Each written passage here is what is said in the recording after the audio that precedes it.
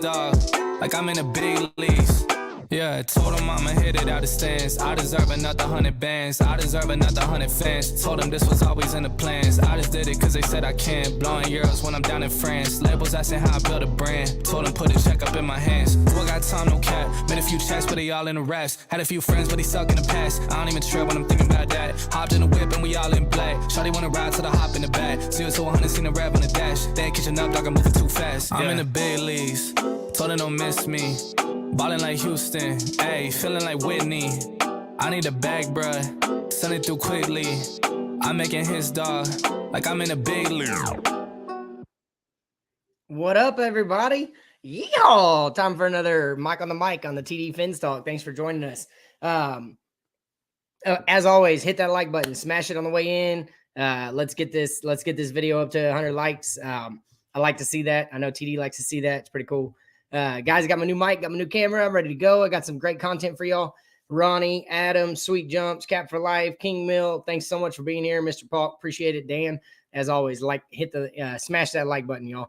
And guys, when I'm not on TD Fins Talk, I'm over at the Fins Tailgate. If you haven't subscribed, what up, CT?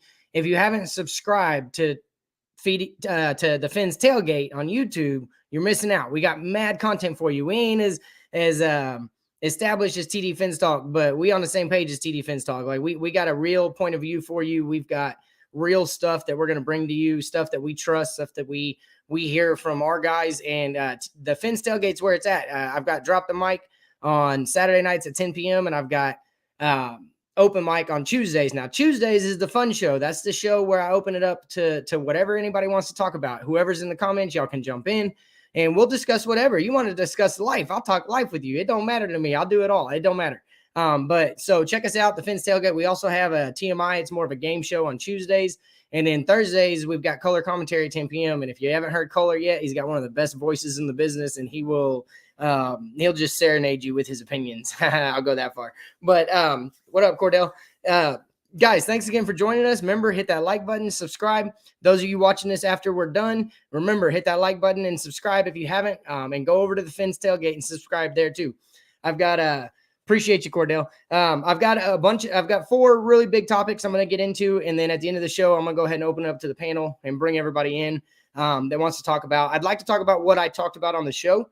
I'm cool with you bringing up stuff that maybe I haven't talked about if it's a really good content, if it's really good theory, whatever you may have heard and I didn't bring it up, then we can talk about that. But preferably when I open it up to the panel, I'd like to talk about what we talked about on the show, just to kind of keep the theme going and kind of put finishing touches on all the topics. But without further ado, I'm gonna get started. I'm gonna jump right in. I found an article. Let's go Heat. No, let's go Mavs. Mavs and Heat part 3 in the finals. Y'all remember, you heard it here first. Mavs and Heat part 3 in the finals. This man right here did it last time. And Luka's going to do it this time. I don't know. I can't even tell you who's going to win that series. I think it'll be a hell of a series, though. What up, Color? What up, Shake Money? So I found this on SteelerNation.com. Actually, I think I saw it on Twitter, or it may have been Facebook. But I went to the website, and Bill Wyshynski is the one that wrote it. And I found this article interesting because it directly correlated with the Miami Dolphins. And it was just a few years ago that Laramie Tunsil fell to us in the draft because of a gas mask video that came out. And don't get me wrong, I've used the gas masks and they're fun, but I ain't never been dumb enough to be recorded doing it. You know, that's just not how I roll. But so he fell to us and we got a really lucky pick. And then look what he turned into. He didn't necessarily do the production on the field, but he turned into so many picks that have been turned into more picks that have been turned into more picks, and then talent that's actually on the field. So Laramie Tunsil falling to us like he did was great, and it was amazing. And there's been guys like Lyle Collins that have recently that fell to the Cowboys at a certain pick, and people fall for certain reasons. Aaron Rodgers fell because I don't even know why he fell. Maybe people thought he was cocky back then and they didn't want to deal with it, and Green Bay took a chance on him, and they've had to deal with the cockiness ever since. I don't know why Aaron Rodgers fell. Obviously, the people that picked him or didn't pick him, they're definitely shooting themselves in the foot because, you know, or they're ready just to give up because they should have picked him. And I think that happens a lot. But specifically, it happened in 1983. And a lot of people know about this draft, and it's Dan Marino and John Elway. There's been a great 30 for 30 on it to dig into the details about between those two quarterbacks. But Dan Marino was passed on by a lot of teams when he was drafted by Miami. What up, Willie? Appreciate you, bro. Everybody remember, hit that like button. Sean says he's got breaking news. Josh Allen in car accident, both legs and arm and clavicle. Will need rehab months and will miss whole next season, possibly beyond. If that's real, whoa, that's going to be interesting. That'll be a whole show by itself to talk about what's going to happen in Buffalo, because that's worse than a lot of injuries that have happened.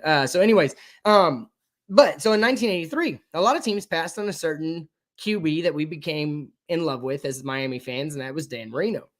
And I'm going to read you the article, but I'm going to and I'll go at the end of the article. I'll tell you what my key points were that I really enjoyed. But this article that was about Chuck Noll and the Rooneys and their decision to pass on Dan Marino.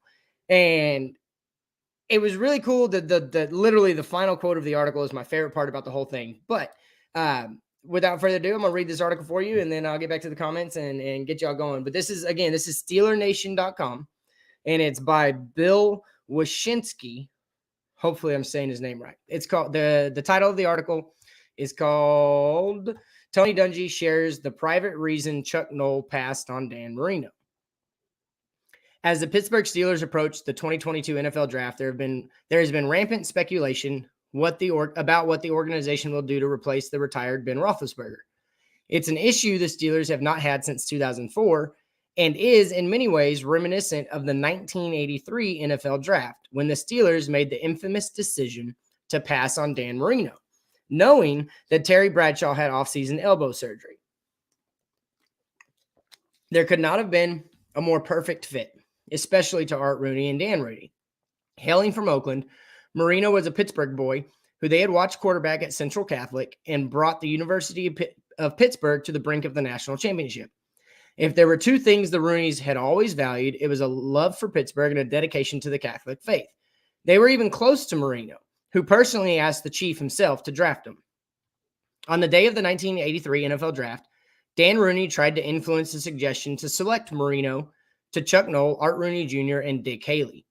Rooney included they should trade Cliff Stout to acquire a second-round pick so they could still draft Gabe Rivera, the defensive tackle that Noll had targeted.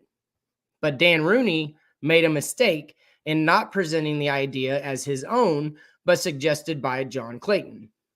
The chorus of groans and heckles ended that discussion. Instead, the decision would haunt the franchise for 20 years as the one that got away. Marino's draft stock dropped after a disappointing senior season at Pitt, which was stained by rumors of drug use. I'll get to that in a second. Coming off a junior season in which he threw 37 TDs, Marino only had 17 TDs and 23 interceptions as a senior. The unsubstantiated rumors were enough to stick and keep teams from drafting Marino. That included Noll and the Steelers, as he admitted when appearing on a WTAE AM talk show and reported by the AP in May 1992. Noll never doubted Marino's ability, but there were three considerations. First one, the experience with Joe Gilliam haunted Noll, and, fair or not, he did not want to bring in a quarterback with the similar question marks.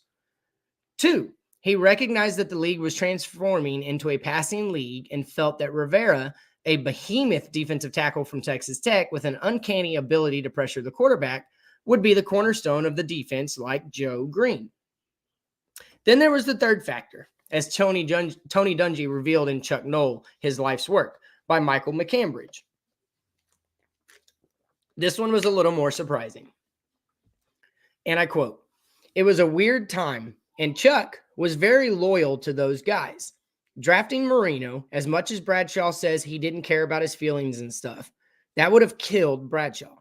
And he still thought he was going to play a couple more years. There was a lot to that. It changed the course of the franchise for sure." Given the relationship between Noll and Bradshaw, it's a revelation that one would never have expected. But it shows that Noll was not as cold as his demeanor appeared. Interestingly, Noll's real opinion about Marino may have surfaced when the Miami Dolphins selected him 6 picks later, as Noll called Don Shula to congratulate him with a very prophetic statement. "You probably got the best guy in the draft." And so I was blown away by that article for a multitude of reasons, but the fact that the Steelers, because it was presented as a third-party idea, the Steelers passed on a guy like Dan Marino and the drug use, supposed drug use. Just so happens there's a picture circulated, and I may have shared it myself, of Dan Marino with Cheech and Chong. I'm not going to say I do, and I'm not going to say I don't partake in recreational festivities, but I've been around them a lot, and Dan looked like he had partook in a few, and I have no problem with that. But Cheech and Chong, everybody knows what they're about. So the fact that caused him to drop back then, man, that wasn't far removed from the heydays of the hippies and the Woodstock and things like that. So sorry, guys, my cat is trying to sabotage everything. So I thought that was pretty interesting, but that caused him to fall. That's what I thought was interesting. And then the not claiming the idea led to the decision to pass on Dan Marino. Maybe not wanting to be wrong. So he was giving credit to somebody else for the idea. But as it was stated in the article, that's a franchise changing idea. So yeah, I would have claimed it. I definitely would have had, I guess if I had the balls to be in that position and speak my mind, I probably would have had the balls to go ahead and say, yeah, I think we should do this. Not John Clayton thinks we should do this. So that was really interesting. And then the Joe Gilliam, and I'm gonna dig into him, but the fact that Pittsburgh had a negative experience with him, and that also led to them not taking Marino. Man, that's just crazy that changed because of an experience they had with a previous player. They went ahead and assumed that this certain player in Dan Marino was going to lead them down the same path. So, I mean, that was pretty interesting. And then the other thing about wanting the defensive tackle, Gabe Rivera, is, I mean, once in my lifetime have they not gone after defense first as far as a franchise-changing player. And so I think this article just goes to show that philosophy has been there for years, ever since the Steel Curtain. Pittsburgh's always going to go defense first. Oh my gosh. Shake Money says, if Marino would have played with Michael Irvin in Dallas and Coach Chris Forrester, would they be called the Cocaine Cowboys? Hey, yeah, that's pretty awesome. Great question there, Shake Money. Yeah, Ronnie, you're right. And what happened for the Steelers was passing on Dan Marino. They went with mediocre play at quarterback, and some can say the Dolphins are doing that right now. But that's a different story. Got to fire my shots. I got my 6-shooter loaded. I'm ready to go. But and then the fact that Chuck Noll calls Don Shula and says, "You probably got the best guy in the draft." I mean, for him to admit that after not taking him and just just making that phone call to hey, dude, congratulations, you took the guy I probably should have taken. That goes to show a lot. And I was kind of blown away that Pittsburgh, the reasoning behind why Pittsburgh decided not to go with Dan Marino and not wanting to upset the wily veteran that they had no idea what was going to transpire the rest of his career. But the fact that they didn't want to upset their guy, and so they put their franchise back when they could have taken a talent that by all accounts was worth it, other than the drug use. So, and that's, I thought that was an interesting article. I definitely was intrigued by it, but, guys, I'm going to tell you over and over and over again, because we're 21 subscribers from 700. We were at 600 a week ago. We had Dudley Do Wrong. We've had Alex Dono. We've had the great TDPHINSTALK show up. The channel over at the Fins Tailgate. Make sure you go on over there and make sure you liking and subscribing, guys. We're bringing you amazing content. We're partnering with TD. We're partnering with some of the Miami podcast community. We're all trying to work as a team, and supporting one, support the other, support all of us. If you don't like what we have to say, I get that, but we're all bringing you opinions, and we're choosing to get on camera and share our opinions with you. So whether you like them or not, just hit that subscribe button. Then you can argue with us more and maybe get your blood pumping. I don't know, but all we need is those subscriptions. We're 21 away when I started this episode from 700. If we can get over 700 before I get off tonight, that would be absolutely amazing. And don't forget, I am going to drop the link at the end of, after I got 3 more segments for you. I'm going to drop the link at the end, and I will be bringing people on to talk about the show. So, you probably got the best guy in the draft. Well, arguably the best guy in his draft class was said Deshaun Watson. And I said arguably because the way this last year has gone, and there is that 4-12 season, maybe not. But in my opinion, he's probably the best guy in his draft class. And Mike Florio keeps insisting, and I say insisting, and I mean it. A fancy little mute button.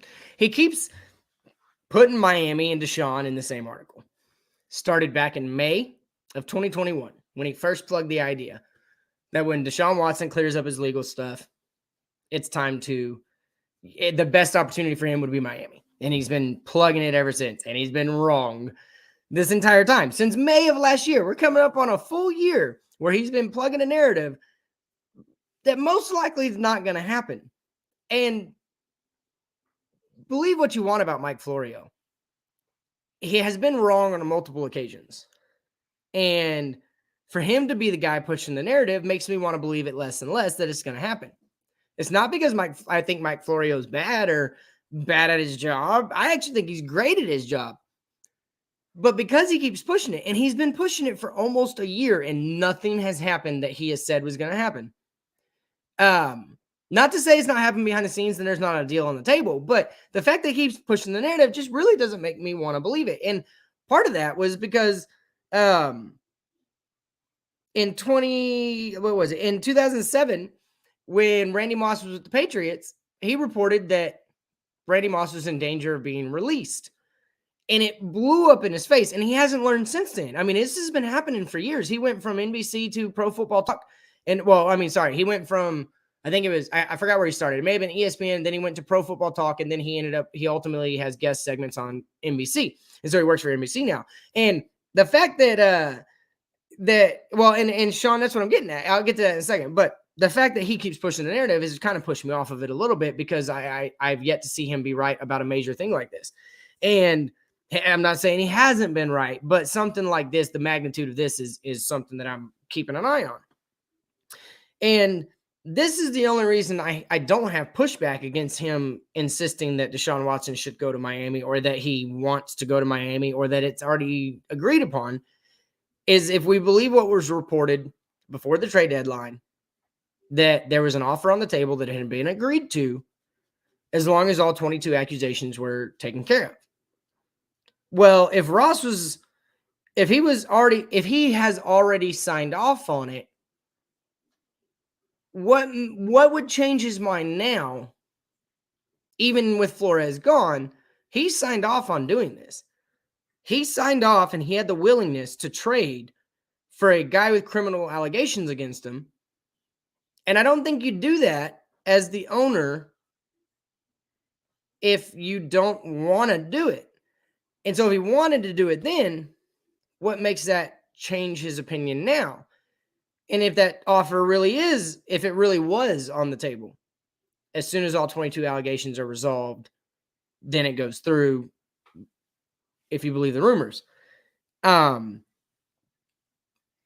Flores being gone doesn't change Ross's willingness because, again, I don't think you willingly go after or pursue or sign off on going after somebody with criminal allegations just on the word of your coach, who by all accounts at this point in time, you were already butting heads with them. So he hadn't jumped on your idea of whatever it takes to win, and you sent him out the door in Brian Flores. He's gone. And I started hearing their narrative that because Brian Flores is gone, that maybe Deshaun doesn't want to come to Miami anymore. But I'm going to take it to this point, is that I don't think Deshaun Watson was coming to Miami just for Flores. That's a big decision. And I think he was coming for the lifestyle that Miami provides, the environment that Miami, not the team, but the city.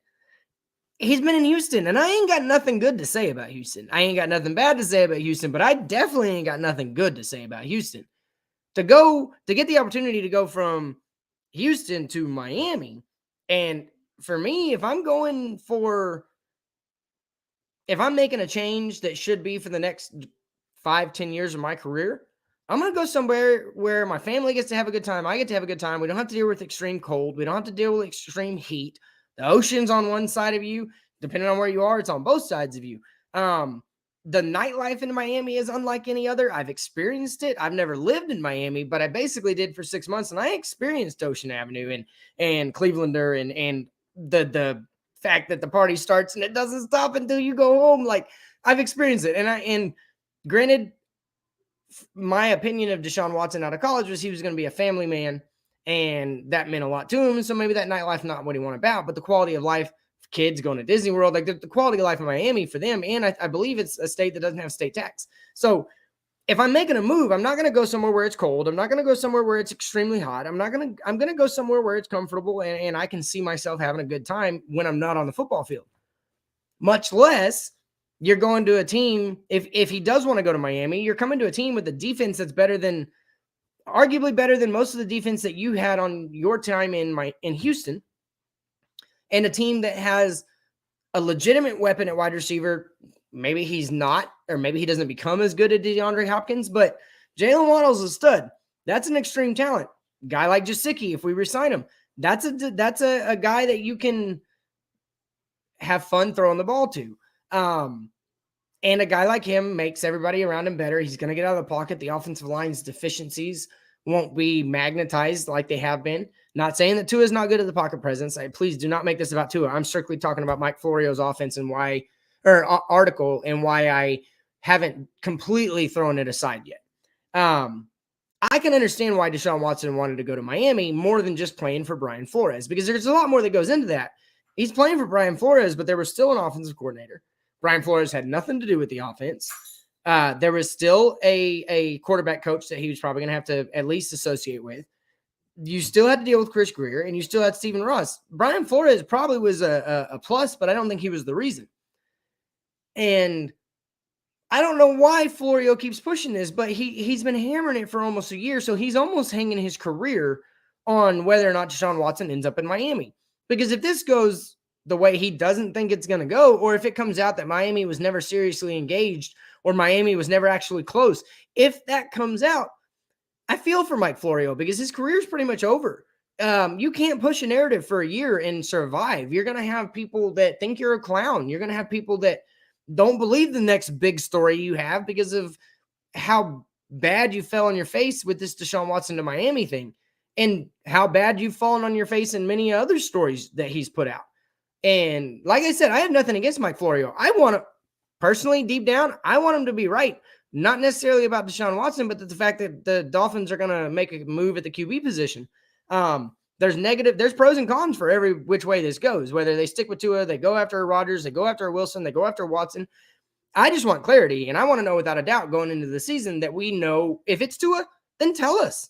Tell us it's Tua and squash the rumors like the Giants did. The Giants came out and vehemently denied that they were going after Deshaun Watson. And if Mike McDaniel, I don't believe what comes out of Ross's mouth, and I don't believe what comes out of Greer's mouth at this point. They don't open their mouth very often, but I want Mike McDaniel to come out and squash it, because I'm going to get to Mike McDaniel at the end of the show before I bring everybody on. But I got a feeling that Mike McDaniel he doesn't BS. He doesn't beat around the bush. I don't think he's chosen a life that I've chosen, even though he's on a much bigger stage and his words have a little more weight to him. But he's chosen a life that I've chosen that I'm not going to speak unless I'm talking the truth. And he's genuine and he's real. And so his opinions are real. And so with that being said, I don't think I want Mike McDaniel to come out. And I literally just want him to come out and squash. I need him to come out and say, guys, the rumor about this guy, the questions about this, the curiosity about this, put it all to rest. Tua's our guy. We are building this offense around him. We are bringing in guys to make him better. And we're bringing in guys that he can make better. And this is about Tua. And if he comes out and does that, then I'll be happy. And regardless of what happens with Tua, we were committed. I know my team was 100% committed to Tua Tagovailoa. TT, as I started calling him. TT has an excellent opportunity to prove the doubters wrong. He has an excellent opportunity now with a coaching staff that I believe is full of teachers to teach him what he hasn't comprehended, or it hasn't quite clicked for him yet. I think we have a lot of teachers on this coaching staff. And if TT is going to take the next step, I think it would be with this coaching staff, which is why I'm on the train of this is his final year to prove it, because I don't think he's going to have any enough deficiencies around him to prohibit him from excelling at the quarterback position. I actually think his numbers are going to look like a top 10 QB. But the reason I say that is because I don't think this offense is going to ask him to do more than he is good at. I think it's going to be very simple for him. It's make the read, hit the ball, or hit the target. Make the read, hit the target. Play action, hide it on your hip, act like it's a run, turn around, make your read, hit the target. That's what he's going to be asked to do. I hope and pray that with all the teachers they've brought in that are focused on the offensive line, that they can teach the guys like Austin Jackson, Liam Eichenberg, and others. They can teach them how to be a better NFL productive lineman. So I think Tua does have this year, and then it's over. Am I worried that he's not going to take the next step? I'll lie to you if I say I'm not. I believe his inconsistencies on the field are due to two things. He doesn't trust his hip, and I think he's mentally fractured. I don't want to ever assume that somebody's broken mentally. I've been there. It sucks. But I'm going to say he's fractured because of how it's all gone down in Miami, the injury itself, and his family. I think his family has a great heart and maybe to his best interest in mind, but I also believe it's about the family's best interest. I worry about if Tua does stay and he becomes good because of everything he's gone through, he decides to not re-sign, and then we're stuck all over again, and we may not have 2 picks in the next draft at that point. I'm more worried about Tua because of his mental state of mind than anything that has to do with his on-field production or on-field performance. I'm really worried about his mental state of mind because I find it hard. I find it from experience, it's extremely hard to come back from a fractured mindset. Lack of confidence, not trusting yourself, not trusting your abilities, not trusting your talent, second guessing what you think because your dad's saying this and your brother's saying this and the media is saying this and the team is saying this and Brian Flores is saying this. Some of my teammates are saying this. That's a lot to take in, especially as a young man. And so I'm really worried about Tua's mental state. But do I think he's capable of coming back from that? I do. I do think he has a strong mind. I do think he has a strong will, and I do think he has a good head on his shoulders. But that's a lot. I did it, but I'm not getting paid millions to play a game. I'm not having to do it in front of millions that are watching. I did it my own way with no attention on me. I think it's a lot harder when you have the guys that are out here hating on Tua. You have the naysayers. You have the minority really that believes in Tua as far as the fan base. In my opinion, it's about 60-40 that 60% are the verdict's still out on Tua and 40% are absolutely in love and convinced that he's the savior. There's a lot of pressure on the young man. And if he's already mentally damaged, it's a lot harder to come back from. So that's my only worry with Tua. I'm on record thinking that with Tua's skill set as is, that I think he could be great one day. And I don't know if it's in Miami. I don't, and I've said that from the beginning. I think Tua may end up ultimately leaving Miami and becoming really a great quarterback. He has a lot to improve on to get there, but my eye test says there's enough there in his inconsistency. There's enough there to see something that could be built upon, to lay your hat on, to hang your franchise on this guy. I see enough in the inconsistencies because the brilliance that is inside of him, it's there. I just don't know if it's ever going to be able to be brought out. I don't know if he's going to ever cross the threshold of owning who he is, his skill set, the talents, regardless of what's happened to him. He is TT. He is TT, and he doesn't need to be anybody else. Own that. Have confidence in yourself. Regain your confidence in your abilities. Go through whatever trials and tribulations you have to go through, and whatever depths you have to go to figure out how to fix your mindset and show us what you got. You're drafted number 5 overall, whether I believe that's right or wrong. There were people out there that thought you could be a franchise-changing quarterback. Go prove those people right and prove somebody like myself wrong, because that's what I want to see. It's not that I don't believe TT can do it. I don't know if I want to wait for it to happen. So if it doesn't happen in 2022,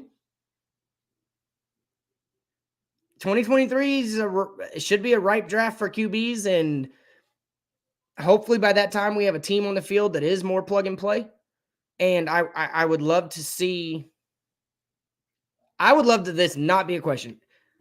Deep down, I want TT to be the guy, and I want him to take this franchise to the Super Bowl. Just get us there. Just get us on the precipice. Yeah.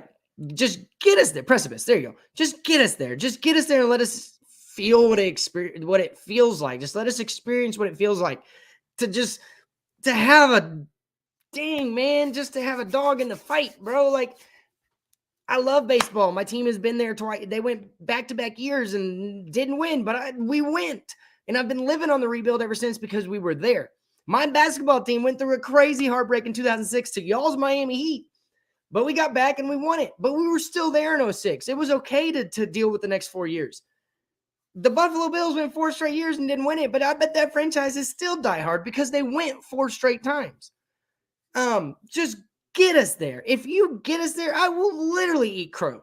And TT, I will invite you to watch as I eat crow, because you went out and proved you're a superstar and you took this team to the Super Bowl with being who you are, confident in your abilities, and going out there, grabbing your balls and taking it to the other team.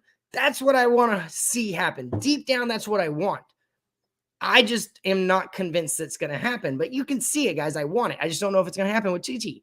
And if it doesn't happen with TT, it's going to be a lot harder to go through another rebuild.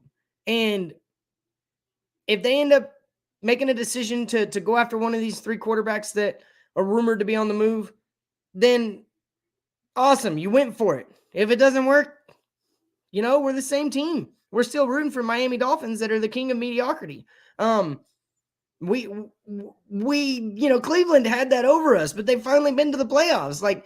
And been to the playoffs and were not bad. Like, they had a chance. And so I'm tired of Miami being the king of mediocrity.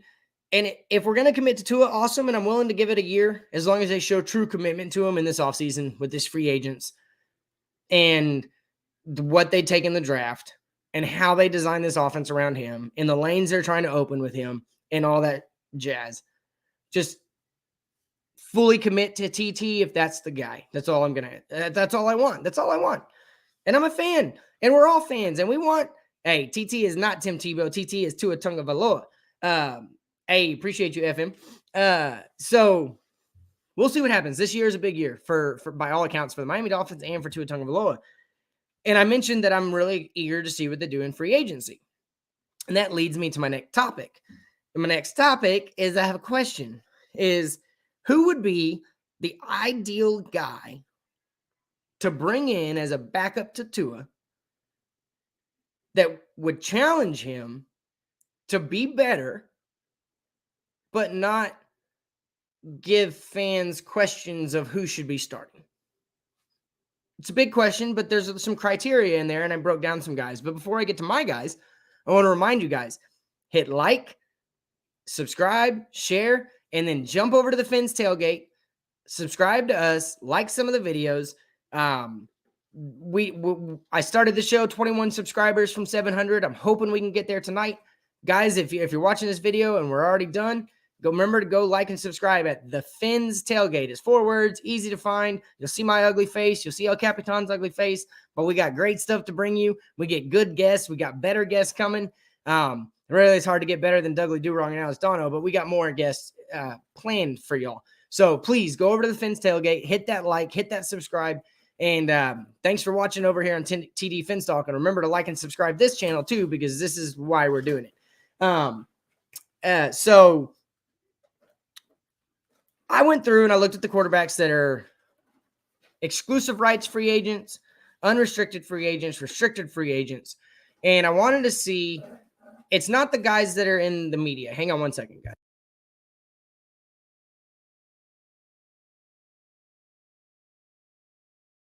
So it's not the guys that maybe everybody's talking about. I have mentioned them. I have heard them mentioned a few times. And there's one guy that I threw in just because definitely want to see what happens in the no, I don't think Kaepernick will ever play again, Willie. I want to see what happens in the chat when I mention this guy's name. But yes, guys, there's the link at the end of the once I get through these running backs and these quarterbacks, we're gonna go ahead and bring everybody on, and we'll spend the last 45 minutes, 30 to 45 minutes letting the chat have some fun and some run. So in college, he had Mac Jones and Jalen Hurts. Regardless of what you believe about them, they were drafted, so they obviously provided competition. And I think we saw the best of Tua before his injury. And I think competition does that to a guy like him, because I do think he has that competitive mentality. I think he has that competitive itch. I think he has that fire inside of him to want to be the best person on the team. Because as a QB, that should be your desire, to be the best person on the team. Because if not, then you weren't pushing for the NFL and you probably wouldn't have gone to Alabama. So there was a lot of guys available. And I went through my list, and it's not, these are the unrestricted free agents. These are guys that I think could come in. And I'm not saying that they're, by no means do I say any of these guys are better than Tua. I got to start that from the beginning. I am not saying these guys are even in the same stratosphere as Tua, but I started thinking about guys that could come in here and just provide some competition and maybe run one or two plays better than Tua did in practice, so that next practice he comes in and he actually runs those plays better than you again, and just force him to realize he's not the, like, maybe there's something that they excel at a little bit more, or maybe there's something because of their experience that they have dealt with that they can kind of elaborate and enlighten him on what, just to help it click more. These are guys that I think could push Tua to be more well-rounded, to be better at following a pro-style offense, to be better at reading the defense a little bit more, to just impress on him. These are the guys that I picked. Tyrod Taylor, because he's been around forever. He's been a starter when he's needed to be. He's not going to try to do too much. And I think he could run this offense at a Jimmy G type level. Because I don't have faith in Jimmy G. I don't think Jimmy G was great. I think Mike McDaniel and Kyle Shanahan and his scheme in San Francisco made Jimmy G look better than he is. And I think that's going to happen with Tua. But I think a guy like Tyrod Taylor could just, he's been through multiple systems. He's heard the lingo of different offensive minds and different head coaches. And he's seen a bunch of defenses. So I think Tyrod Taylor could be a good guy to come in and not necessarily threaten to a starting job, but a guy that he's better than Jacoby Brissett, if I'm going to be honest with you. Mitchell Trubisky, I saw, let's see, Ronnie mentioned Mitchell Trubisky. I actually think that would be a really good guy to bring in for Tua, because they're both young and they're both hungry, and I think they would naturally compete with each other and push each other to be better. And a guy like Mitchell Trubisky, I haven't seen enough to say that he would threaten Tua's job. So the guy like Mitchell Trubisky, I mean, he's never been great, but he's had flashes of good. And again, I'm not trying to find a quarterback that's better than Tua. I'm trying to find a quarterback that's just going to push Tua to be better. And I think a guy like Mitchell Trubisky in this type of offense with his mobility and his arm, I think he could be somebody that figures it out and kind of helps explain that to Tua. Not even explain it, just push him in the drills and in the plays and take that second team offense out on the field, Mitchell Trubisky, and take down that first team defense when Tua didn't one series. And just, again, I want that to make Tua want to be better at that next time it comes up. Another guy, and this is more the breaking news. The Dolphins backup quarterback needs to be left-handed. Big Drip, go see if you can pry Kellen Moore out of retirement. So I actually think this guy brings more of the experience factor, and a guy that had trouble with the playbook, a guy that has been in multiple different systems and had a high head when he came in. He was knocked down a few pegs. He's had to go through the grind to get back to just getting a job, is a guy like Geno Smith. Again, I don't think he's better than Tua, but I think he has the experience to impress on Tua how to more understand the NFL game. So, and then my last guy is actually a guy that I'm not technically convinced that he couldn't challenge the starting job from Tua, but I think it would be because of his versatility, not because he's a better quarterback. I think this guy actually provides more of a wrinkle, and he doesn't have a whole lot of throws on his arm lately. He doesn't have a whole lot of beating on him lately.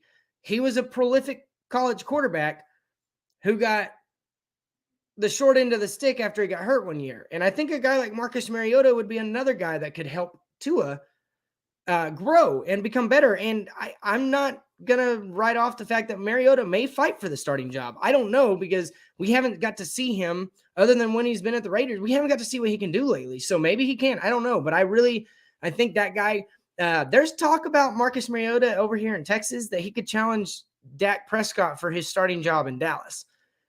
Regardless of what you believe about Tua, arguably you're going to think that Dak Prescott's a little more talented or a little more proven.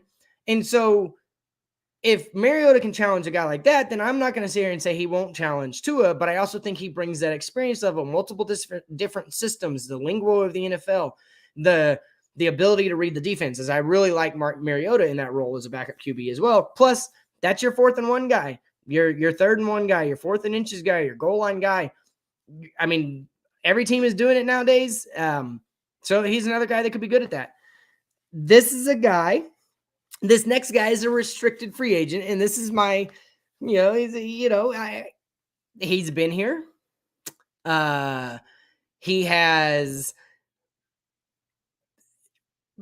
he's been given the short end of the stick. And I'm just going to go back to he's been here. So he knows Miami fan base. And he's the only quarterback I've ever seen at a Miami Dolphins game. I've been to one Miami Dolphins game in my life, and it was in Dallas, and we got our butts kicked. Put on a hell of a first quarter, but got our butts kicked. And hey, Josh Rosen's still a restricted free agent. He's out there, and say what you want about him. Give him another shot. Let's see if he can be a backup to Tua.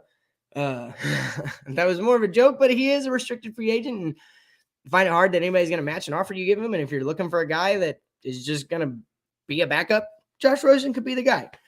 But now, realistically, I get this is the guy, and he's an exclusive rights free agent. So if the team he's currently on offers him the minimum allowed, then he doesn't go to free agency. But if they don't choose to make an offer to him, then he hits the free agent market. I saw enough of him this year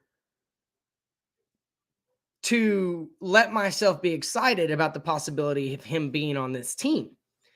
And it's not because I think he's better than Tua. Again, none of these guys I think are better than Tua. But I think these guys could challenge Tua. And this is actually my pick that I want for backup quarterback. I think he provides a different type of wrinkle. Or if Tua does get hurt, he's a guy that I think would have some fun. And I think it would be fun for us to watch, much like Fitzpatrick. It's Tyler Huntley. If Baltimore doesn't offer him a contract, he's a free agent. And I saw enough of him when he was stood in for Lamar Jackson to want to take a flyer on the guy. I like Tyler Huntley. I think that could be a guy that, like I said, adds a wrinkle to this offense. And if Tua does get hurt, I would love to see what it looks like with him at the helm, especially if we're running a zone run that gets the quarterback on the move. Man, Tyler Huntley would be fun to have here. So that's the guy that Jameis Winston, Mr. Polk, I just don't think that I actually think he would. Jameis Winston is very big-headed. I'll say that. It's not that he's a bad dude, but I don't think he would be coming here to be a backup. I think he would come in here and try to challenge Tua. And the guys I'm speaking of, I don't think would challenge Tua. I think they would just try to help Tua. But Tyler Huntley, that's the guy I want. I would love to see Tyler Huntley in this offense with Mike McDaniel, with the weapons. If they go get some running backs, which I'm about to talk about next, then I think that would be a fun watch. And he's young. So, I mean, we'll see what happens. It's going to be interesting. But those are the quarterbacks that the question at the beginning was, who would my ideal quarterback be to bring in as a backup to challenge Tua but not threaten Tua, and guys that could help Tua grow. So that's my list. And like again, my choice would be Tyler Huntley. I actually think he would be cheaper. I think he's younger. I think he has. I think the ceiling's kind of out on him because I don't think anybody expected him to play at the level he did, subbing in for Lamar Jackson. Not saying he was brilliant or great or anything, but he was productive, and he made the offense fun to watch. So yeah, but guys, I got one more segment for you. I'm gonna let people come in. Big Drip been kicking the tires on Tebow for about 2 weeks now. Cap for life. I know you love Kenneth Walker, but I don't think this is the draft to get your stud running back. I actually think it's next year. I like Kenneth Walker, but I definitely don't think that's the guy. Because I think there's some guys that are free agents, which I'm about to get to, that would accelerate the running game, partly because of their experience with this type of system.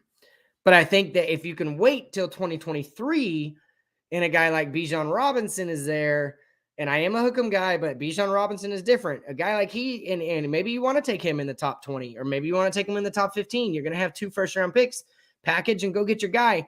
That's a running back I would love to draft in the first round. I haven't seen many. I wasn't a fan of Ezekiel Elliott. I thought Najee Harris was a first-round talent. I think that's yet to be determined, but I think he's proven that he was at least worth it.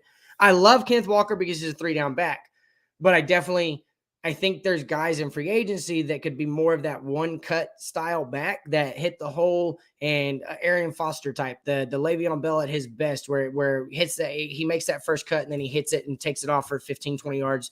And if they've got the breakaway speed like a Dalvin Cook, they can take it to the house, and it's that one cut. And I'm not a big fan of Sony Michel, Sean, partly because Sony Michel hasn't been what we saw at Georgia since he's been in the league.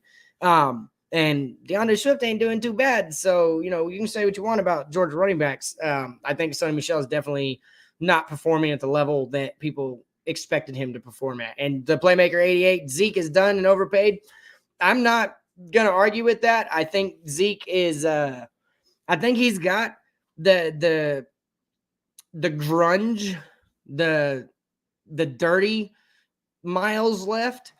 But if anybody's ever expecting that kid to average more than 4.3 yards a carry anymore, or to have 10 to 15 touchdowns, he's not going to do it. And because of that, he is well overpaid. But that good thing that wasn't the Dolphins that made that decision. But I like him, and I actually think Pollard is miles. The ceiling for Pollard, I think, is yet to be determined as well, because I actually love Tony Pollard's skill set. I love his break. I love the burst he has. I love that he hits that hole aggressively. I love that he has hands. He's decent at pass blocking. I think Zeke is definitely going to take second fiddle to Tony Pollard if Kellen Moore's smart. I ain't trying to talk about the Cowboys. I'm talking about the Dolphins. But yes, playmaker 88. And if you're Michael Irvin, hey, bro, thanks for watching. So remember, the Fins Tailgate. Like, subscribe. The links have been put in the comments, so just go back, find one, go over there, subscribe. I don't know what we're at. I want to get to 700. And if we can get to 700 tonight, man, please and thank you. So, free agent running backs. There are a ton.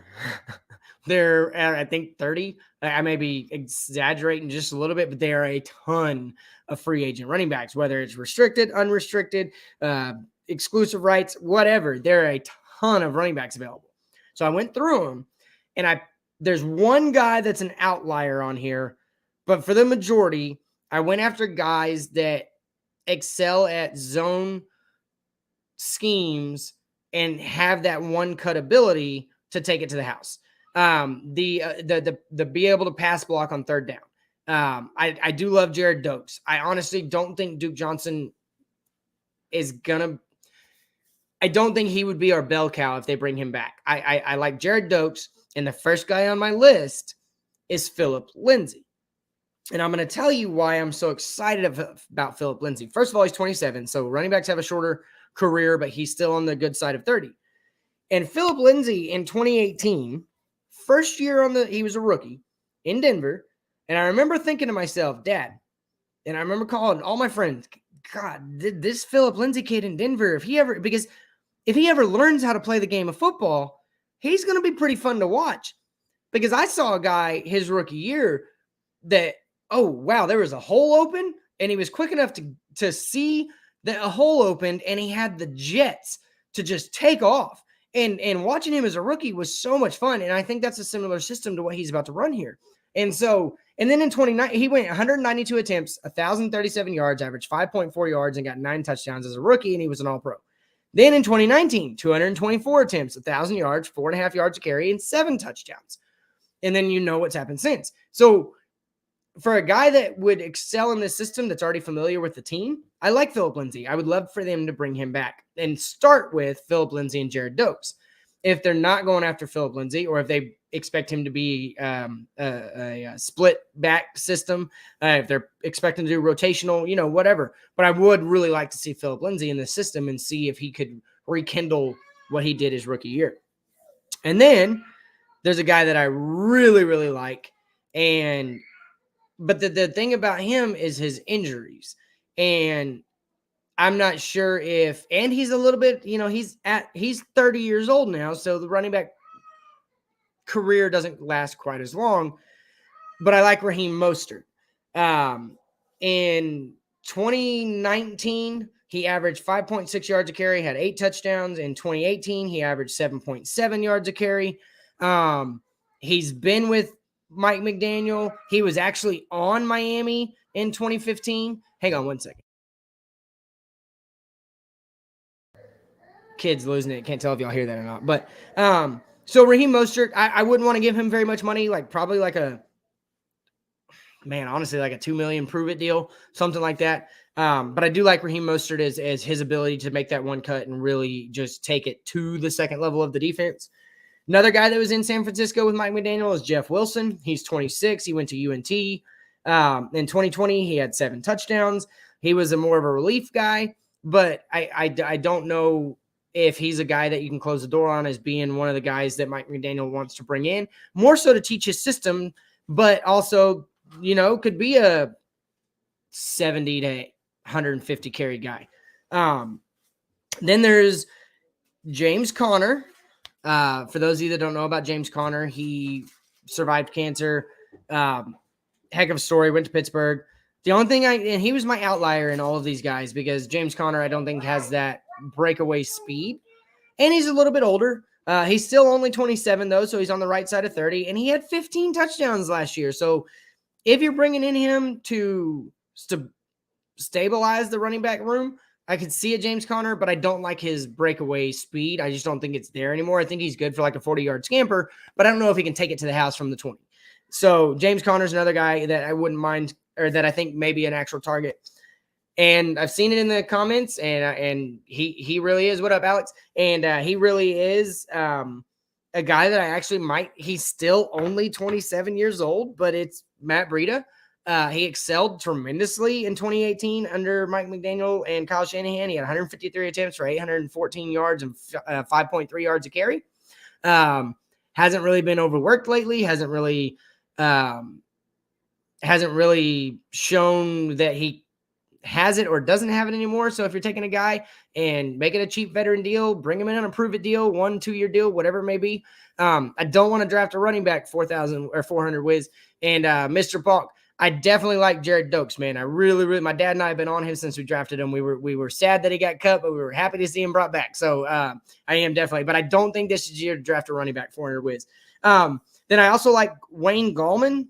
He was out of Clemson. He's been with the Giants. He's also 27. He only has 366 attempts on his resume in his career. So I think he has a little bit less mileage on him. And he's a guy that's a one-cut guy, but he's also excels at pass blocking. Then I also like JaMychal Hasty just because of the familiarity with Mike McDaniel and the system that I'm hoping that they try to run here. And then the one guy, Dearness Johnson. Yeah, that's my last guy on the list, man, is Dearness Johnson because he averages 5 yards a carry. No matter how many times he carries it, it's across the line. He averages 5 or more yards a carry. We saw when Nick Chubb and Kareem Hunt got hurt that he has breakaway speed. He looks good. I wouldn't mind taking a flyer on Dearness Johnson. And I will say this: if we're going to draft a running back, because of the style we're going to play, and I think the importance of having the pass blocking as being part of their skill set, I have moved off of Kenneth Walker. Don't shoot me, Cap, for life.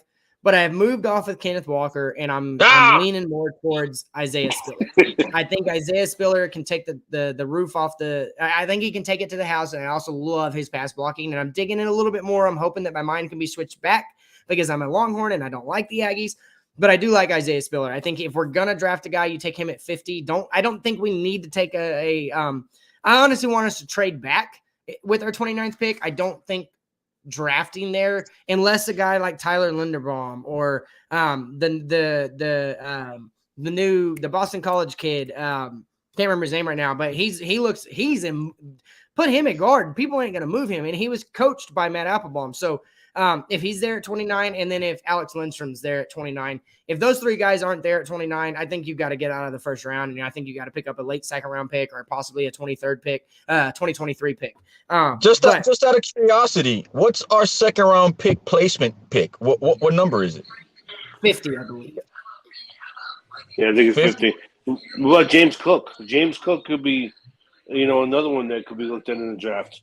Yeah, but I mean, I'll go back to I just don't want to draft a running back, y'all. Like, so wait. You're telling me if we're gonna draft a running back, I'd rather wait till next year. You're telling me by the time the 50th pick will come, that'll be what, late in the second also? The 50th pick is the 18th pick in the second round. So give or take midpoint of the second round. Yep. So you're taking the gamble of the second round of maybe what? They're going to be 5 running backs coming on the draft? I mean, there could always be more than that, but I don't think there's a first round running back in this draft. That's just my personal opinion. I love Kenneth Walker. I love Kenneth Walker. I love his 3-down ability, but I just don't think there's a first round running back. Najee Harris was a borderline first round running back to some people last year because first round running backs don't work anymore. They're very rarely. You don't draft a running back, period, in the first round. You don't draft a running back, period. That helped the Steelers and propelled them in the playoffs. Well, and don't get me wrong, Najee Harris is an outlier, but there's not very many Najee Harrises. There's not very many Jonathan Taylors. There's not very many Derrick Henrys. Like the guys that are there's 5 of them a year out of 30 teams, maybe 6 that were worth a first round pick. So nowadays I think you can get your productive running back in the second round, and you don't have to give them that first round money, and you don't have to worry about that 5th year option. Like you get a running back in the second round, you don't have to worry about him being tired. And look, we all know that running back's career is about 5 years now. I agree with you. But me trusting this front office, knowing that Michael Carter was there and you let him slip all the way to the round that he slipped in, I don't know, man. I don't know. I think if you got the pick of the litter, if you have the pick of the litter, and this is just me, because I feel like at this point in time, we've been shying away from that position to cater to wide receiver. And now that I feel that position has been taken care of, and now we have an opportunity to pick the highest rated running back out of the 5 that are coming out. I mean, I don't understand what's the problem with doing that. Cap, go watch video. Trust me, and do me a favor. No, I don't care. If you say Spiller, that's great. Whichever one of the 5. Whichever one of the 5. The running backs in 2023 will be first round running backs. Like jump off the page. Oh, you're talking about next season? Yeah, in 2023 draft. I'm telling you, Cap, if they can wait and McDaniel does decent and then he goes and drafts his guy, a guy like, and I'm not saying this because I'm a Texas boy. I'm saying this because you got to go watch this kid play. My dad's never put Barry Sanders in the So you're with the mindset, and you backed out that you want to save this for next season. You don't want to make a run at it. I want to sign one of these one-cut running backs that are cheap and available, and I want to solidify and stabilize our running back room with some guys that either are familiar with the system or guys that are true one-cut running backs, because there's not many of them. Then you stabilize it this year, and then you spend big by a top 10 draft pick for a guy like Bijan Robinson or Brian Robinson. There's Mike, guys, let me ask you this, Mike. Let me ask you this. How long have we been saying that? Well, yeah, and I get you. And we're saying all this, and this is all hypothetical what we would do, but we're damn sure we know. When are we going to break the monotony? We know that Miami does the same thing over and over again, and they let people go. So who's to say do not draft a running back in the first round? Do not this year for sure. Please don't do it. Anytime. Okay, Alex, you want? Okay, look, if you want to go after a Leonard Fournette or somebody like that, these guys that are coming out, do they have a shelf life of 3 more years in the league? 2 to 3.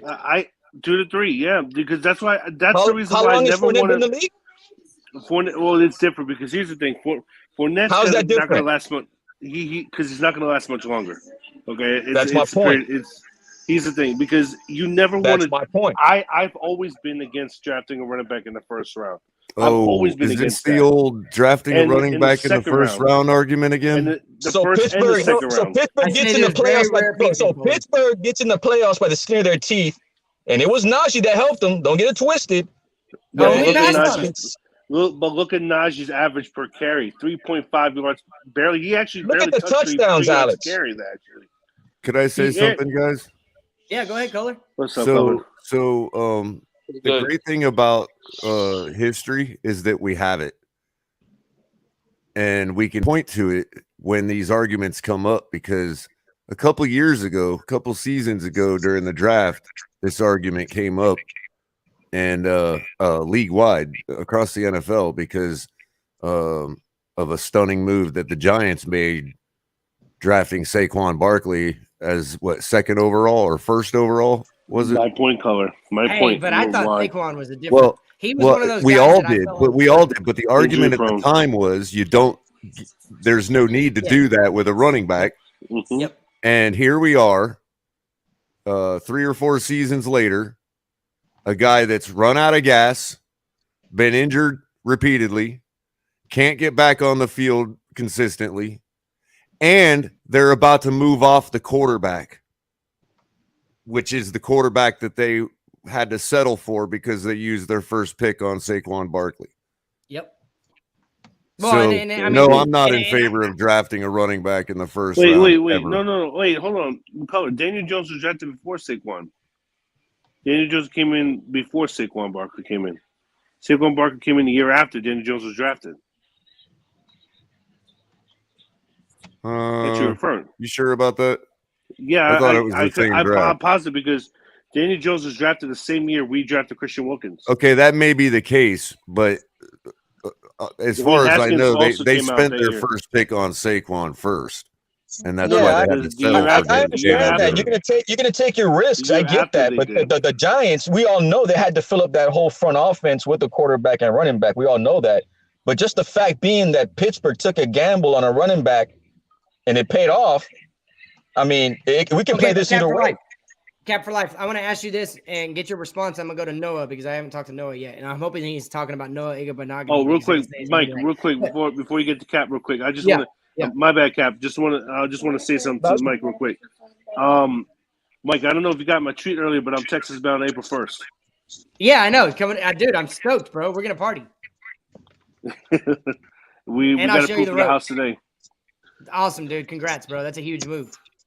But real quick, Mike, do you know what, because I was thinking about, we had brought up Dearness Johnson, and I really like him. One thing I like about him is how hard he hits the hole, and, he's a really good power runner, but even regardless of what his frame is, but he's a restricted free agent. So do you, can you catch us up to speed on what the difference is and what we would have to do to acquire somebody like him? We just have to offer more than what Cleveland would be willing to match. So a restricted free agent means they can match whatever offer that team. So almost like he's franchise tagged, transition or transition. Yeah. So if Miami went out and offered him a 4-year, $44 million deal, and Cleveland's only willing to go 4 years and $38 million deal, then he gets to go to Miami. And I believe there's a draft pick compensation as well for a restricted free agent. But they will put a compensation on them. Anyways, but Cap, so restricted free agent just means we have to offer more than Cleveland's willing to offer. Cap, I have a question for you. When you watched Najee Harris, you knew he was different, right? In college, you just knew it. He jumped off the page like a Vince Young, like a Derrick Henry, like Saquon Barkley, like a Ricky Williams. You knew Najee Harris was good. There's not that type of running back. Kenneth Walker is good. Don't get me wrong. But he's not a Najee Harris. He's not a Derrick Henry. He might be the best of the draft class, but if you're going to pick a running back in the first round, it needs to be one of those guys that jumps off the page at you. So do you, because you can't, you're not going to argue with me that Kenneth Walker doesn't look like Najee, right? And just to clear up that Alexander, Saquon was drafted in 2018. Daniel Jones was drafted in 2019. So they settled for Daniel Jones by getting Saquon in 18. Colin, I apologize.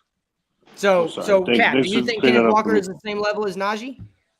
Well, I'm to the point right now from what I've seen. I mean, the kid can't do any better than what I've seen so far. But if you're telling me that Spiller is on that level, which I'm gonna be honest with you, I haven't seen anybody else play. And but if you're telling me that I can have the pick of the litter at the position I'm at for a position of need, I mean, I don't see why we can't go wrong. I mean, who else would you guys want in that pick? I mean, let's think about that. I want Tyler Linderbaum if he falls. I want Alec Lindstrom, or I want Zion Johnson at 29. And if they're not available, I want to trade back and get another second-round pick. Who's that left tackle? Or that middle linebacker from where? God, I can't remember where he's from. Devin Smith. Devin Smith, yeah. If he's there at 29, I'm taking him at 29. I do agree, but I think he's a top. Who's that? I think he's a top. Mike, can I ask you something? Can I ask you something real quick too? Let Cap finish out. Let Cap finish, Alex, and then I'll get you. What was that though? Yeah, I want to ask Cap too. I mean, Devin Smith. I mean, tell me more about him. But as far as like with the position of need, as far for me, I mean, regardless of who the backup's going to be, the odds are is they're not going to be left-handed. So I mean, I would go after left tackle all day as well, but. I keep hearing from FKG. I hear from Drubotron, this guy from Central Michigan, a left tackle. I think I know he's a monster. He's like 6'8". I think that's the. Yeah. By the way, guys, a little bit of irony too.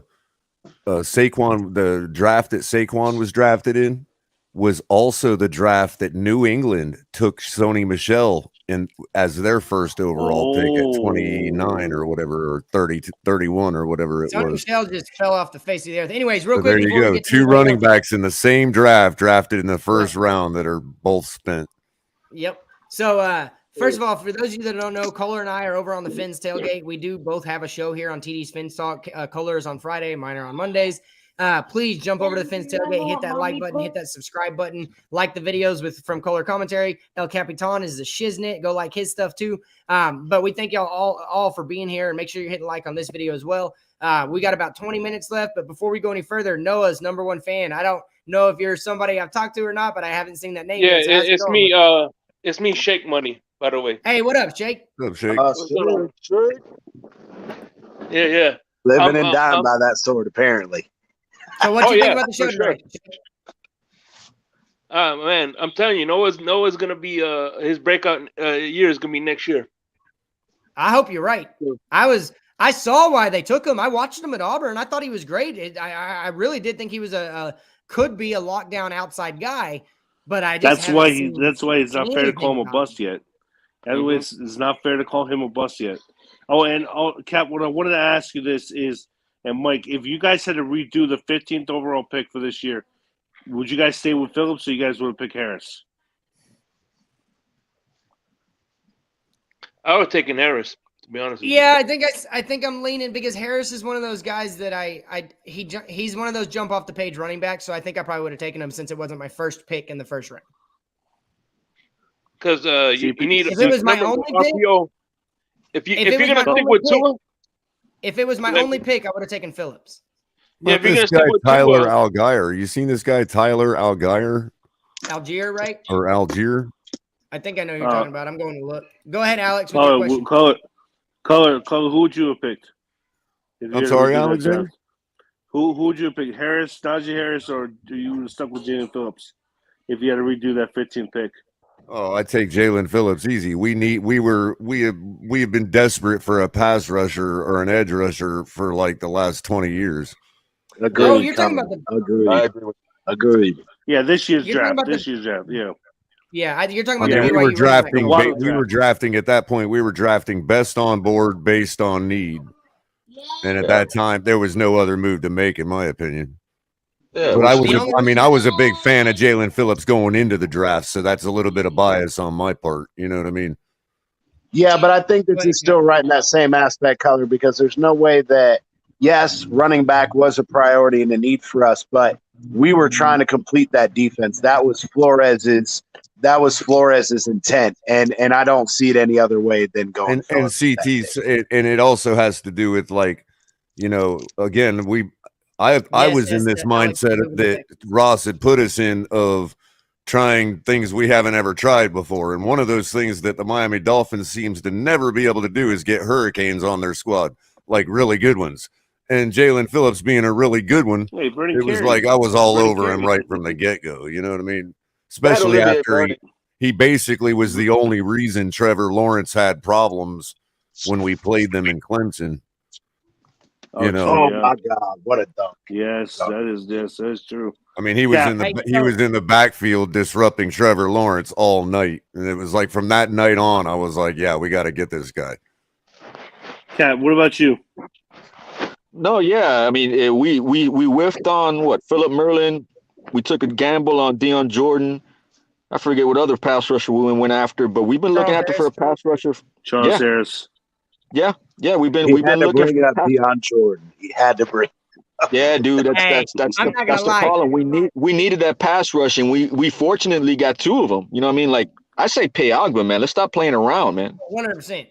That's to me, that position, that edge rusher position is like, and even middle linebacker, you could argue both of those. Those are the two positions that you strike those two, and you don't even trade those two positions for Deshaun Watson if you know what I mean. So signing Ogba gets us a Cam Wake, Olivier Vernon level tandem on the outside with Jalen Phillips, and so I think I mean I've been saying this from the get-go. I don't know why they haven't signed Ogba. I don't know if they're waiting to see what they're going to do with Gesicki, and one of them is going to be their big money re-sign that they do. But Ogba and Jalen Phillips together gives us that formidable duo that no quarterback's safe, and they know it. On third down, they're running for their lives, or they're trying to get rid of that ball in 3 seconds because they're about to be hit. I want to make one quick point on that, Mike. If they're debating between Gesicki and Ogba, they need to be slapped. I'm sorry. I hear you there. I agree. Hey, Color, I have a quick question, Color. Sure. Go ahead. Have you noticed that when we got Brian Flores, he put more former Hurricanes on this team than all of the other coaches combined? Yeah, that I did notice that trend. Yeah, because we do have a few. I mean, there's Alan Hearns. For some reason, Alan Hearns is on a team, and he's never done anything for us, but he's still seems to be. Well, he showed some promise in 2019. Exactly. That's why I'm overhauling a wide receiver room. He did show some signs in 2019 with Fitzpatrick and Rosen. You know, but he can't stay healthy to save his life anymore. Yeah, exactly. He got an extension. Such a big receiver though. Required. You know, when that little tiny Alan Hearns all over again. Yeah, that little flash he showed in Dallas was it. Man, he's such a big receiver. I really wish he'd have got his stuff together. That breakout game, I think it was a of course it was a loss in 2019, but he had a breakout game that actually got him an extension for 2 more years here. There's no room for him. No room for him. Yeah, I agree. But here's the thing also is that you know you want to talk about former Hurricanes here. You know, don't forget you got Vernon Carey that came down here.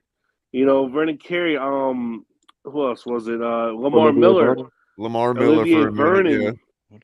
They had that running back that went they got very few up. Though, Alexander. It's like growing up. I mean, look at how many times did you think to yourself, why do we? I mean, as much as I love old Danny Boy, when you're watching Buffalo go to the Super Bowl every year over us, you're like, why do we not have a Hurricane as our quarterback like the Bills did? Hey, so I'm gonna throw a random in here, but everybody had perfect balance on offense. Has heard me. Also, Belichick drafts a lot of Hurricanes. We didn't have good defense back then. Hey, that mic is great, bro. I can hear everything. Yeah, Mike is awesome. Awesome. Yeah, cool. Appreciate it. I was waiting for this for about a week. But a couple of years before that, Kelly went 4-12. By the way, Mark Walton. Mark Walton, Ronnie. Yeah. Thanks. Let's not forget Dan Marino's. I think it was 1988 6-10 season. Let's not forget that. Yep. Hey, Crypto, what's the latest news? Hang on, Alex. What's the latest news from Ross, Crypto? Sorry. Ross want us all to be calm. He said we're going to win at least 11 games this season. He said he's been hammering that. Yep. He said he wants us to be calm, man. Hey, check out my mock simulator draft. I got 29th pick Treylon Burks, 50th pick Breece Hall, 101st pick Clark, linebacker from LSU, Matt Ariza, the punter from San Diego State, fell to me in the 4th round. I am in love with that guy. Shakir fell to me at the for the 5th round.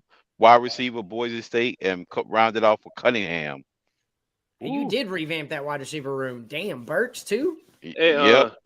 Dude, Burks you get too. Burks, Breece Hall. If you get Burks, Breece Hall, and that punter in the 4th round, dude, that punter, I truly believe I'll do. He fell to me in the 4th round. Yeah, exactly. I think that punter literally is going to change the game of football. There's guys like Steph Curry that change basketball, LeBron James, whatever you want to say. What he's able to do, a 70, 75-yard punt in the air, and you could be on your 10-yard line, and he's going to put it at their 20. Like, that dude is going to change the game of football. He's You're not constantly going to have pinning to you have back on the other side of the field. But he is unbelievable. If y'all don't know who he is, go look up his video. Yeah, the dude has multiple 80+ yard punts in a season. It's ridiculous. It's like better than Reggie Roby. It's better than Randall Cunningham. Yeah, better than Cunningham. Didn't Cunningham have like a 90-yarder on the roll? Yeah, it was 90 plus. Ronnie, yeah, Hey, Ronnie wants to know what I asked Ross why Sean Payton was not the head coach. Yeah, Crypto. Ask Ross why Sean Payton not the head coach. He gonna get back to me on the Sean Payton thing. I think honestly, if we would have hired Sean Payton, it would have been another Jimmy Johnson move. It would have felt like another Jimmy Johnson. Probably would have. Oh, come on, guys. Sean Payton wanted Jimmy TV Johnson money, 2.0. Come on, guys. It's obvious we wanted McDaniel since last year, man. What are you guys, off the McDaniel train already? Just one little report about Sean Payton. Get this, guys. I was watching. No, Cutler. He's on standby, Cutler. Mike. And by the way, Mike. Cutler, everybody. I was watching some of the old games between Johnson and Marino. And I'd say one thing: we always knew that there was a rift, but man, they showed it on TV a lot. The arguments between them. I'm surprised we never got in Johnson's face. I'm really, really shocked that they didn't agree to that. And of course, you remember, there was like I said, they said there was always a rift also, but you never heard them talk about a fight in the locker room. You never heard them talk about no really big arguments and no fights, but man, it was shown on TV, the rift between Johnson and Marino. It was bad. Yep. It was Hey, bad. what were you gonna say, Noah? I was gonna say that also that Josh Rosen was on San Francisco. I threw that in as a joke. That's true. Is he still there? I thought he's with Tampa now. But at the same time, he is available, and we owe him about hold on a second too, Mike. We owe him about 13 chances that we didn't give him. Just so y'all know. 13 chances we didn't give him. That's a good one. plus however many games Tua plays this year.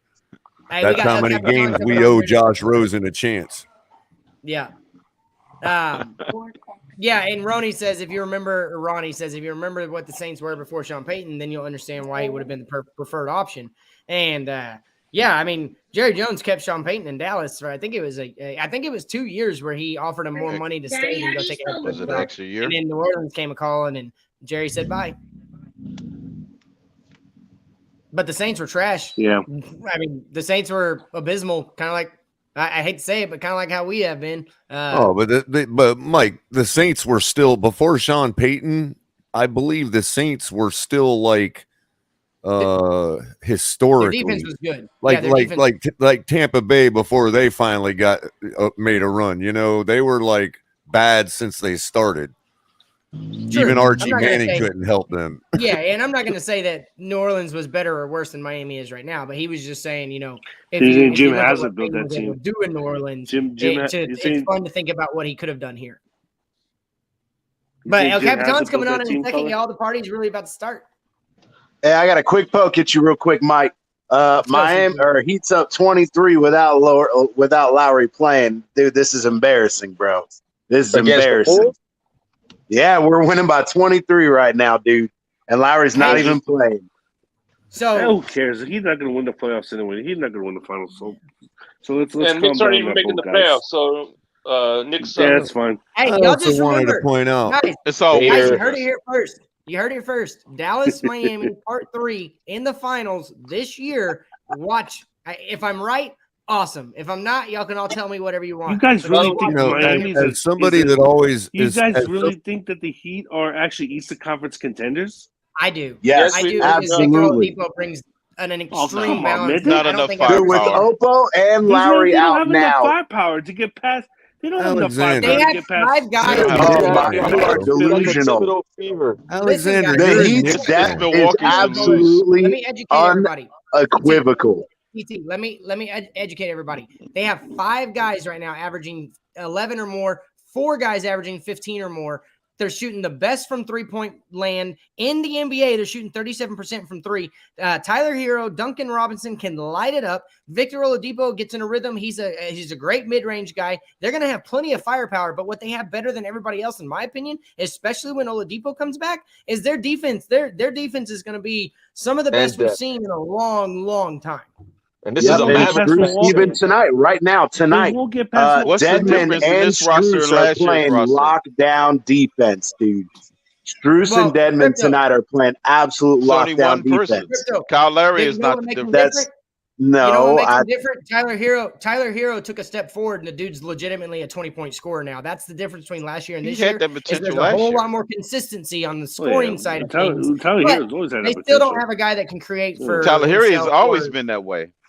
Yeah, that's true. They Since need he another came in. star. That's the problem with Miami. They Miami need a needs number at least 2 one more scorer. piece. Hey, Miami y'all needs one are more talking to a piece. guy that the championship that the Dallas Mavericks won was 1 star, guys. 1. I don't think you need superstars That's to be because, on the same team. I think that's spoiled. LeBron I think James laid down on his back Our and took depth it. is second That's to why. none in this league. Our They had depth one is star. second to none. Did Bam come back? Mark, CT, you said this Yeah, before. I'm Bam gonna did tell you come back, again. You better throw my Mavericks some respect and go look at how many they play 12 a night, bro. We have one of the deepest teams in the West, if not the deepest team in the West. We're right there with Miami. The reason I think both teams are on a collision course is because they're both. It's proof is in the pudding. There's 20 games left. They are defense first teams, and right now with and I'm going on to my Mavericks. I know this is a Dolphin show, but this is the end of the show. But right now, the Mavericks with Jalen Brunson, Spencer Dinwiddie, and Luka Doncic on the floor at the same time their offensive efficiency is 119.8. It's absolutely absurd. This team plays defense still got first. They Porzingis? have 3 legitimate ball handlers. I think the West is up for grabs. I think the East is going to go through Miami. The only person I'm worried about is Milwaukee because I think they got a lot better. It'll be But Milwaukee what up, with Captain us John? all Thanks said for and done. Nothing, man. You really started it up with that Heat talk. Way I know. Mike, Milwaukee- listen to the whole thing's. I know. Milwaukee or Philly is where it's going to go to. Philly or Hey, Milwaukee. Philly. That's Hey, what it's gonna if go you to. know James Harden, if you know basketball, James Harden absolutely is terrible in the playoffs. I ain't Yeah, worried he's about gonna- Philly he's gonna because beat him her and out Embiid if are they going to be get at there. each other's he throats destroyed. in the playoffs. The I'm problem not with even worried about Milwaukee, Harden. the problem is with Milwaukee is you don't know can't- what you you're can't getting hold- on a nightly basis. You don't know what you're getting on a nightly The basis hell if with you Milwaukee. don't know what you're That's getting, their you're getting a issue. championship squad night in and night out. That's true, Here, but this is here's what I'll Philly. say about the Heat, Here's boys. Philly, Right here. though, Just guys. Philly, hold up, Philly Alex. here. Alex, you're just sour because your team ain't going nowhere, bro. Let's get real, dog. Exactly, You know Chris. damn good Exactly. well I don't know. your I don't Knicks know are much about going basketball, but nowhere, I know and we that know nobody this. listens to Here's Knicks the fans. deal. Here's the deal, boys. We haven't even seen Jimmy Butler have to throw the team on his back like he did in the finals 2 years ago, and he still got It that was in in the him. bubble. Come on, now. Listen, That I doesn't count. got Exactly, that. Chris. That Listen, doesn't count. not only it's They were not in the just bubble. alls we The need bubble champions. in the playoffs We're and then to first get in the place. finals is someone to get hot, and this team can feed the ball to whoever's hot, whether it's Hero, whether it's Duncan, whether it's Lowry, it doesn't matter. One of these boys gets hot because that's my the God. exposing on the other team. That's the weak delusions link. of grandeur. That's They the have the weak most link. versatile They'll be big swept man. in the first round by the Bulls or Milwaukee. No, Alexander, Chris, is that what you was going to be, a Come bubble on, the champion? Bulls.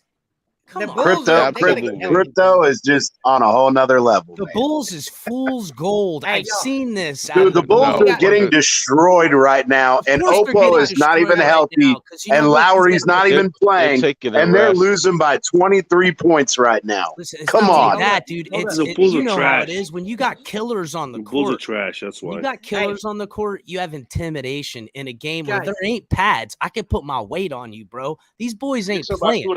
It's gonna happen. Wait till they get to the playoffs. Then they're gonna turn up. Let me set yourself up a heartbreak there, Chris. No, bro. 2 years ago, when he got to the finals. Hang on, Alex. So we got 3 minutes and 10 seconds left. This is TD Fins Talk. We got the Heat talk in. I'm excited, but let's go back to the Dolphins. And I just want to get a recap. Everybody's final thought on the show tonight. We had the Steeler Nation article about why Chuck Noll actually passed on Dan Marino and calling Don Shula. That was crazy. And letting him know that he thought he got the best guy in the draft. Mike Florio consistently pushing the narrative that Watson is coming to Miami and having been pushed it for almost a year now, since May of last year. He's pushing that. Who I thought was an ideal backup quarterback for Tua that could challenge him and bring out the best in Tua. And my pick was Tyler Huntley. And then I went down the free agent running backs. And if we're going to draft one, I want Isaiah Spiller. I want to see what Jared Dokes has. And I actually think I'm on the Dearness Johnson or Phillip Lindsay train. So what you think about the show, Chris? You're first. Well, it's always good. First of all, the camera, the microphone. It sounds great, buddy. I'm so happy. It looks so good. Sounds so good. Vest looks clean as a mug. You got to get the aqua and orange microphone, Chris. That's the last one. You have a red microphone. The what aqua and orange one? What are you talking about? That one right there? Yeah, you need the aqua and orange microphone. Oh yeah. The one color has. Yeah, that changes colors and stuff. He's gonna upgrade it soon. You need a gun holster. But hang on. Let Chris give his final thoughts. I'll go around to everybody. Real quick. I was listening about just before I typed in. I was listening, and I heard you guys talking about this team. I think it was Color that said it. The team has been going after Mike McDaniel for a long time. They were going after when they hired Flores. If everyone remembers, they wanted him to come in. Chris Greer's been watching this guy. He wants him. He wants that offense here. Now, going back to what you said about Deshaun Watson earlier, if you remember, that was when the real movement to go get Deshaun was kind of in place. Deshaun also said early on, the team he wanted to go to outside of Miami was San Francisco. He wanted to play in that system. Don't kid yourself if you guys don't think that there was some plan where they were going to bring Mike McDaniel.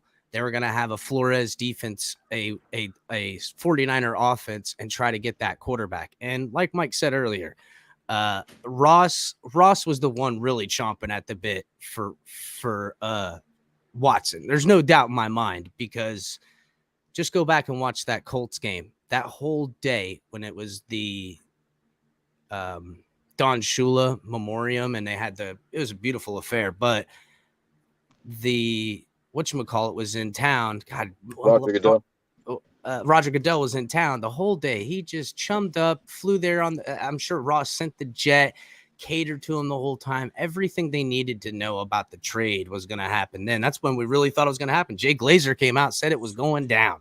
Usually when Jay Glazer says something's going down, that's almost written in stone. He don't ever put his neck out like that. So just don't forget that who really it was. I think the Watson thing is really mucked up right now. Until we get some more clarity, you can't really go one way or the other, but don't rewrite history. It wasn't just Flores that wanted that guy. So don't think that. Appreciate you stopping by, El Capitan, over on TV Fins Talk. Remember, go to the Fins Tailgate, like his channel, see you, subscribe, my guys. That's Later, the bro. Capitan of all of it. Yeah, appreciate it, Chris. I appreciate it, Chris. What up, Kohler? You're next. Yeah, final thoughts, Bubba. So I just think it's amazing that we can't bring in a quarterback to challenge our number one. I think that's really amazing. I want him to be challenged, but I didn't want him to be threatened. Color, what are you talking about? I agree with that. I don't understand that, man. Why Tua is unchallengeable, Color. You can't say that. This guy can never be challenged by nobody in the league. I did see the running around the tennis court or wherever he was today. It was looking pretty good. Progress coming along. We'll see if it translates to the field. Color with the hot takes. Nah, there's no way we're not getting a better quarterback. There's been some new talk about about us being back on the table for Rodgers. So we'll see what happens.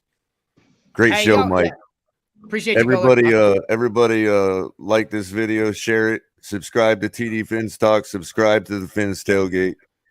You won't be you'll be loving all the content, and appreciate those that have subscribed and helped out the show. So thanks, Mike. Yeah, appreciate you, caller. Y'all can check him out on Tuesdays with Team Tom. Check him out on Thursdays for color commentary and Fridays here on TD. Stay safe. Appreciate you, caller. And Cap for life. Final thoughts, Bubba. Go ahead. Yeah, man, great show. Just everybody hang in there. You guys going on live there tonight or what? I think he might. You might see me later once the wife goes to bed. But I think usually if El Capitan jumps on one show, he's got the energy to do another one. So we'll probably come on. All right, cool. Yeah, if anything, I'll see you guys later, man. Everybody stay safe out there, man. Appreciate you, Cap. Yeah, man. All right, Alex. Hey, Cap. Hey, Mike, great show tonight. Great show tonight, man. Just really excited, about the move.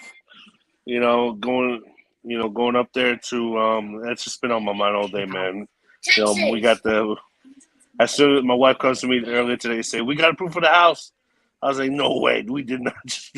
Yeah, dude, Alex, I'm gonna tell you, bro. You and your wife. Congratulations, man. Yeah, for real. Congrats, first of all. But just remember, I got all. If you want to know anything about Texas living, this is the guy to talk to. I'm a mutt. I've lived everywhere. Well, not everywhere, but I've lived in a lot of places in Texas. If you know what you're getting into, Texas is absolutely the most fun I've ever had. Because you guys calling. Yeah, I see that, and really, what's really though worrisome is that I'm giving up my Dolphins season tickets. And then hey, you and I can watch from the couch. There you go. Yeah, and we go into you. That's true. That's true. But yeah, hey, man, and we got Ennis.